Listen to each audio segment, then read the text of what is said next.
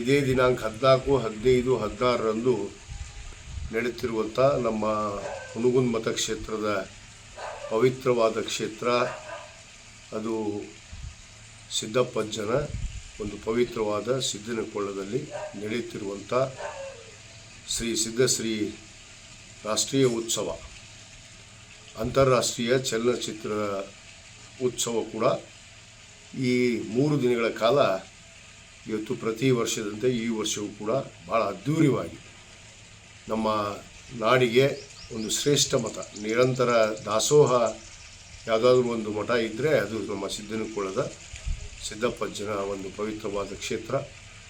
ನಮ್ಮ ಪರಮ ಪೂಜ್ಯ ಡಾಕ್ಟರ್ ಶಿವಕುಮಾರ ಸ್ವಾಮಿಗಳವರ ನೇತೃತ್ವದಲ್ಲಿ ಈ ಒಂದು ಉತ್ತರ ಕರ್ನಾಟಕದ ಅಂತಾರಾಷ್ಟ್ರೀಯ ಚಲನಚಿತ್ರ ಉತ್ಸವ ಕೂಡ ಇವತ್ತು ನಡೆದು ಬರ್ತಾ ಇದೆ. ಈ ಒಂದು ಕಾರ್ಯಕ್ರಮದಲ್ಲಿ ನಮ್ಮ ರಾಜ್ಯದ ಹೆಸರಾಂತ ನಟಿ ಇವತ್ತು ಶ್ರೀಮತಿ ಭಾರತಿ ವಿಷ್ಣುವರ್ಧನ್ ಅವರು ಕೂಡ ಈ ಕಾರ್ಯಕ್ರಮದಲ್ಲಿ ಒಂದು ಏನು ಅಂತಾರಾಷ್ಟ್ರೀಯ ಚಲನಚಿತ್ರ ಉತ್ಸವದ ಶ್ರೀ ಸಿದ್ಧಶ್ರೀ ಪ್ರಶಸ್ತಿಗೆ ಪುರಸ್ಕೃತರಾಗಿದ್ದಾರೆ. ಅವರು ಕೂಡ ಆಗಮಿಸ್ತಾ ಇದ್ದಾರೆ.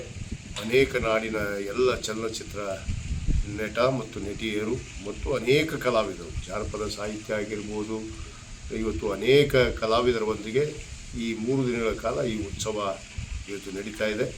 ಈ ಒಂದು ಕಾರ್ಯಕ್ರಮದ ಉದ್ಘಾಟನೆಯನ್ನು ಇವತ್ತು ನಾನು ನೆರವೇರಿಸ್ತಾ ಇದ್ದೇನೆ. ನಾನು ಕೂಡ ಭಾಗವಹಿಸ್ತೇನೆ.